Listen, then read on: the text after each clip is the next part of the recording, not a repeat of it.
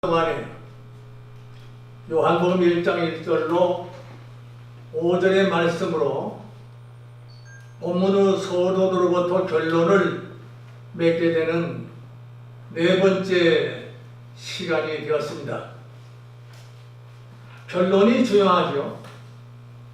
알파와 오메가가 중요하듯이 처음과 나중이 중요하다 하는 말을 많이 합니다. 그러니까 오늘은 결론을 맺으면서 열매를 맺게 되는 것입니다. 네 번째 결론을 말씀드리면 마치 야구 선수가 라운드에서 이제 홈런을 치는 것과 마찬가지로 홈런을 이루기 위해서 마운드에 마지막으로 선 선수와 같이 네 번째 말씀으로 결론을 맺게 되어지는 날입니다. 본문 1절에서 태초의 말씀이 있었다고 말씀을 드렸는데 기억나시죠? 창세기 1장 1절에도 태초에 하나님이 천지를 창조하시니라 이렇게 기록하고 있는 것도 아실 줄로 믿습니다.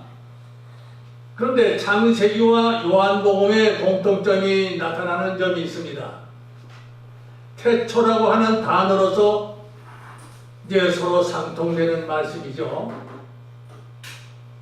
태초라고 하는 말은 시간과 공간이 시작되는 태초와 또 하나는 영원한 초, 시간적인 영원한 태초라는 말씀이 나누어져 있는 것도 우리가 이해를 해야 되는 것입니다. 창세기 태초는 만유의 시초의 시간과 공간이 시작되는 순간에서도 그 이후의 창조의 과정을 말씀을 드리고 있는 것입니다. 요한의 제자인 말씀의 그 기록에는 태초의 기록은 만유가 존재하기 이전의 상태를 설명하고 있습니다. 만세 전일. 그러니까 알파와 오메가의 말씀으로 상통되는 말씀을 우리가 이해를 해야 되는 것입니다. 그러므로 2절에서 보면은 그가 태초에 하나님과 함께 계셨다 하는 것입니다. 말씀, 다시 말해서 성자 예수님을 의미합니다. 그가 태초에 만물이 생기기 이전에 하나님과 함께 계셨다는 것이죠. 성자 예수님의 신성 하면은 우리가 즉 하나님의 속성과 성자 예수님의 영원성을 의미하는데 성부와 성자 간의 인격적인 교제가 창조의 근본이 되는 것입니다. 이 말씀을 잘 이해를 하셔야 됩니다. 어렵지 않습니다. 교회에서 성경 공부를 한다거나 또 모두가 다 본의부, 일반부 이렇게 해서 우리가 공과를 많이 배우고 있는데 하나님과 인격적인 교제를 맺기 위해서 우리가 성경 공부를 각 교회마다 그 말씀을 배웁니다. 다시 말씀드리면 창조 과정이나 결과는 성부 하나님만이 아니라 말씀과 관계에서 이루어진 영원하신 교제하신 결과를 우리가 얻어내야 하는 것입니다. 그렇게 우리가 기억하고 아셔야 되는 것입니다. 그런데 구약의 유대교와 우리가 신약에 있어서 기독교는 전혀 다른 의미가 있습니다. 유대교는 성부만 세상에 창조하셨다는 것을 믿기는 합니다마는 우리 기독교는 성부와 성자와 예수님과 말씀으로 만물을 창조를 만든 그 교리를 우리가 확신하고 있는 것 아니겠습니까? 이러한 역사는 사도 바울이 유대인들에게 박해를 받았던 사도행전의 복음 전도에서 잘 설명해주고 있고 또 밝혀지고 있는 내용입니다. 3절에 보면은 만물이 그로 말미암아 지은 바 되었으니 지은 것이 하나도 그가 없이는 된 것이 없느니라. 만물의 근원은 말씀이 됩니다. 사도 요한은 예수님의 말씀으로 만물이 이루어졌다고 선언포하고 있는 겁니다. 선언이죠. 4절에서 그 안에 생명이 있었으니 지은 것이 하나도 그가 없이는 된 것이 없느니라. 만물의 근원은 말씀이 됩니다. 사도 요한은 예수님의 말씀으로 만물이 이루어졌다고 선언포하고 있는 겁니다. 선언이죠. 4절에서 그 안에 생명이 있었으니 이 생명은 무슨 빛이라고 하겠습니까? 사람들의 빛이라 이렇게 기록이 되어져 있는 것입니다. 요한복음에는 생명과 빛,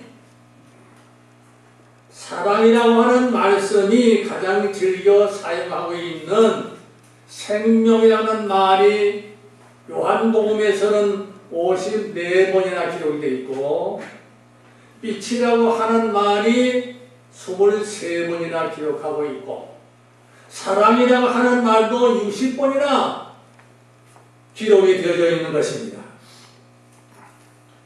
그래서 예수님은 만물의 생명과 영적 생명의 근원이 되시는 것입니다.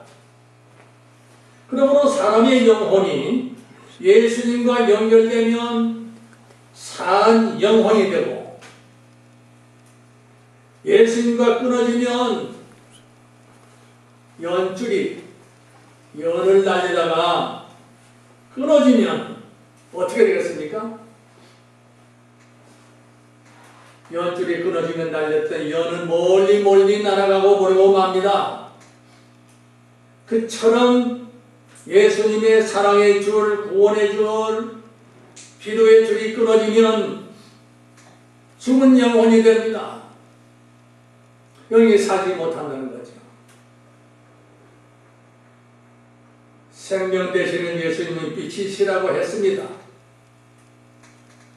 예수 그리스도의 영적인 생명이시고 영적 빛이라고 하는 말씀을 드리고 있습니다.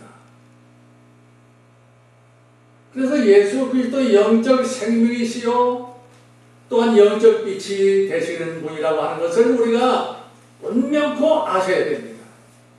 잊어버리면 안 됩니다. 망각되면 안 됩니다. 예수님을 떠나면 어떻게 되겠습니까? 어두운 곳에 헤매게 되고 생명이 사라지게 되고 나는 주님을 더 알도록 우리에게 믿음을 주시면서 눈을 뜨게 하시는 것 아니겠습니까? 예수님이 빛이시기 때문에 예수님을 영접만 하게 된다고 하면 모든 것을 우리가 알게 되고 모든 것을 우리가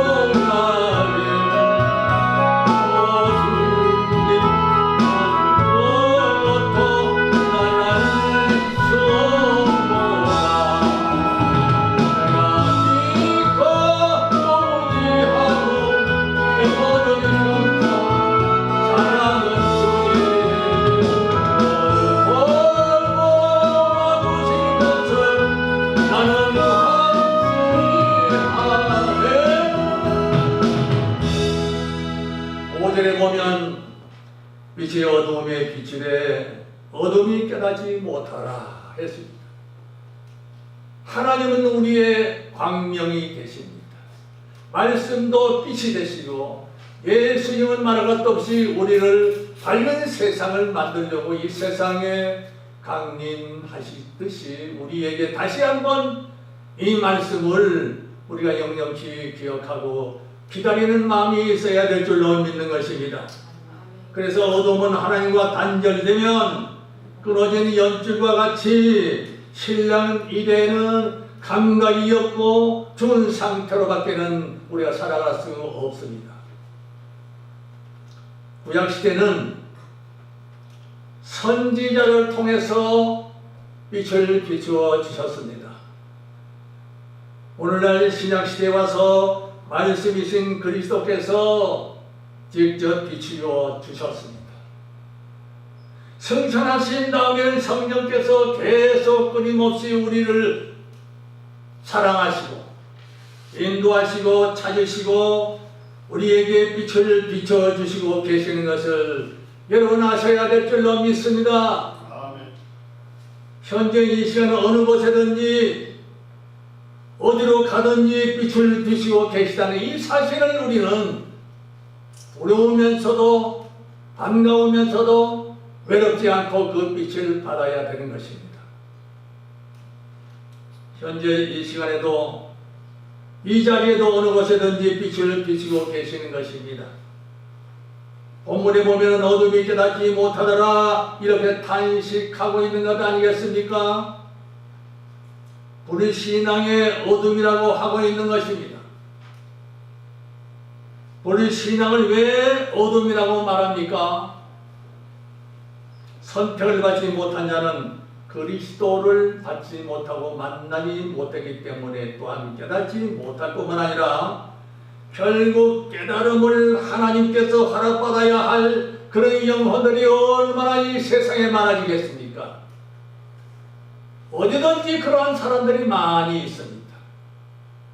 하나님의 말씀을 받아들이지 않고 알면서 우리가 길을 막고 버리고 맙니다. 어둠의 세상으로 달려나가는 사람들이 얼마나 많은지 그런 것조차도 하나님께서 허락받아야만이 꺼져가는 한 영혼을 살릴 수가 있는 것입니다.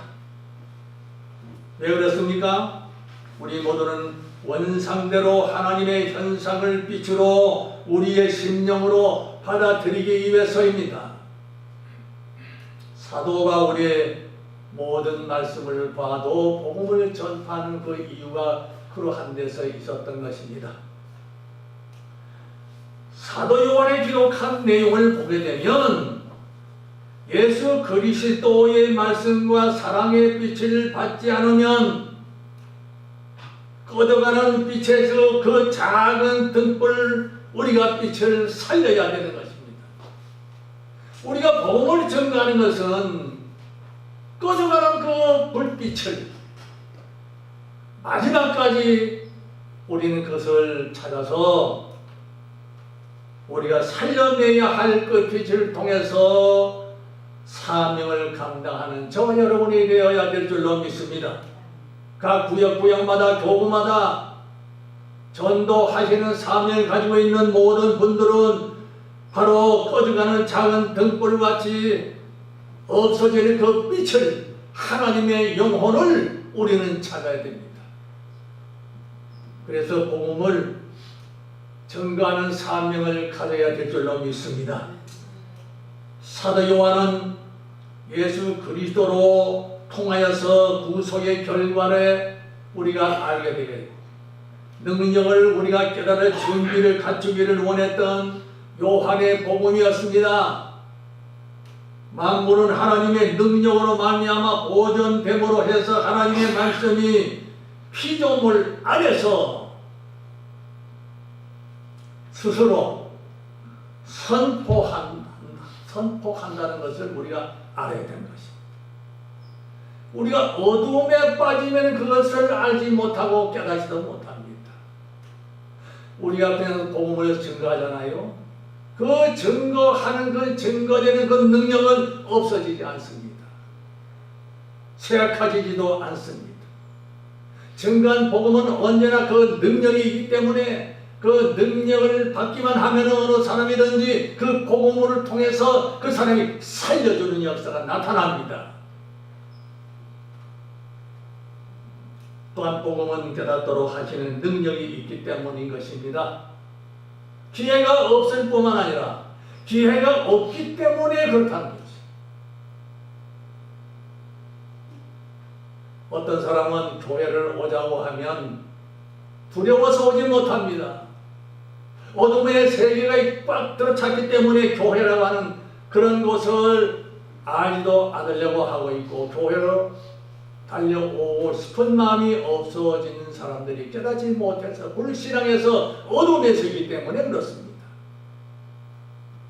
하나님의 주신 은혜와 은택 때문에 저와 여러분들은 어떤 다른 피조물보다 훨씬 우월하기 때문에 하나님을 찬양하지 않으면 안 되는 거예요. 우리가 신앙생활에서 얼마든지 하나님을 가까이 하는 사람은 언제나 마음이 뜨겁고 언제나 하나님을 찬양할 수밖에 없는 것입니다. 하나님은 우리에게 하나님의 형상을 새겨주셨습니다. 다시 말해서 인쳐주셨다는 거지요. 능력을 경험하게 하셨고, 말씀을 굳게 붙잡고 주신 축복을 받고 있는 줄 아시기를 바랍니다. 지금도 그리스도의 빛을 부어주시고 계시고, 악한 것에도 소멸되지 않고 우리 안에 거하시면서 성령의 가르치심과 인도하심을 받았습니다. 거룩하신 하나님의 영광으로 인도하신다는 것을 아시기를 바랍니다. 그러므로 우리가 예수님의 이름으로 무엇이든지 우리가 소원하는 마음이, 뜨거운 마음이 있어야 되는 겁니다. 성부와 성자와 성령의 삼위일체가 우리의 신앙생활을 하나가 되게 하고 연합이 되고 합력해서 선을 이루도록 복음을 증가할 수 있는 그러한 기회를 우리에게 맡겨주셨다는 결론입니다. 그러므로 해서 우리는 성령의 가르침이 인도함을 받아야 됩니다. 우리 신앙은 어둠에 속하기 때문에 빛과는 정반대의 삶을 살려고 합니다. 그 불신앙 상태에 있는 어둠의 사람들은 축복도 모릅니다. 하나님이 주신 은혜를 모릅니다. 하나님의 축복을 어떻게 하면 우리가 증거할까 하는 것도 모릅니다. 고백이 없습니다.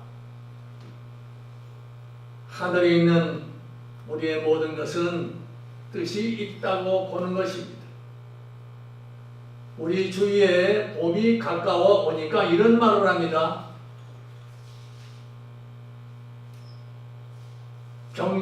경천애인이라고 말하는 사람도 있죠. 이 복음적인 것이라고 내가 생각을 했습니다. 경천애인, 하늘을 경외하고 사람에게는 사랑을 베풀어야 된다는 얘기가 아닙니까?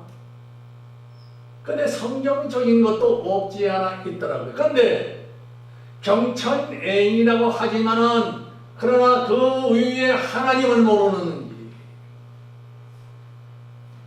그래서 경천애인 이전에 그 높이 더 계신 아버지를 또 그리스도를 알면 되는데, 그것까지는 아는데, 경천애인이란까지 아는데 하나님을 모르는 거예요. 하나님을 모르면 어떻게 축복을, 어떻게 은혜를 받을 수가 있겠습니까? 우리 한동네에 그런 신방 가운데 그런 표를 예로부터 내려오는 잘 사용하는 경천애인이라고 하는 것은 경천까지는 아는데 하나님을 모르고 있는 상황이에요. 그 뜻이 그렇더라고요. 하나님을 경외하는데 이 세상에 사는 동안에 이웃을 사랑한다거나 하는 것은 참 좋은 말이 됩니다. 그러나 하늘은 아는데 하늘은 누가 만들었느냐 하는 것까지는 알지 못합니다. 하나님의 창조의 시초에서 그 말씀을 이미 가지고 계셨던 그런 계획이었고, 예수님과 함께 말씀을 통해서 천지를 창조하셨다는 것, 또 성령께서 함께 계셨다는 것, 성부와 성자와 성령도 아직까지 계속 우리에게 누릴 수 있는 은혜를 계시고 지탱하도록 존속하도록 하나님의 말씀을 통해서 우리가 알고 있는 이 사실을 모르고 있다는 겁니다. 봄이 되니까 경천예인이죠. 그런데 하나님을 아셔야 됩니다. 창조하신 분을 알아야 돼. 하늘은 아는데 하나님의 위에 계신 분을 모르기 때문에 만나서 그런 얘기까지 복음을 증거했습니다. 복음적인 것이 조금 들어가 있어요. 경천애인. 하나님이 빠져있습니다. 창조주 하나님이 계시지 않는 경천애인을 우리가 잘못 알면은 그것을 우리가 인용하려고 합니다. 하나님이 빠졌어요. 생명이 없는 경천애인을 부르짖고 있단 말이에요. 복을 받으려고. 우리 모든 성도들은 해외에 나가 있는 우리 모든 사역자들 하나님을 창조하셨다는 것을 이끌어 복음을 선포해야 됩니다. 복음을 선포하려면 성부 하나님을 말씀이신 예수 그리스도를 지금도 성령은 계속해서 우리를 비춰주고 말씀을 통해서 깨닫게 해주시는 줄로 믿습니다. 할렐루야! 이것이 우리에게 영광으로 인도하신다고 하는 것을 아셔서 예수님의 복음을 더욱더욱 가슴 깊이 하나님의 뜻을 알 수 있는 여러분이 다 되기를 예수님의 이름으로 축복합니다. 아멘.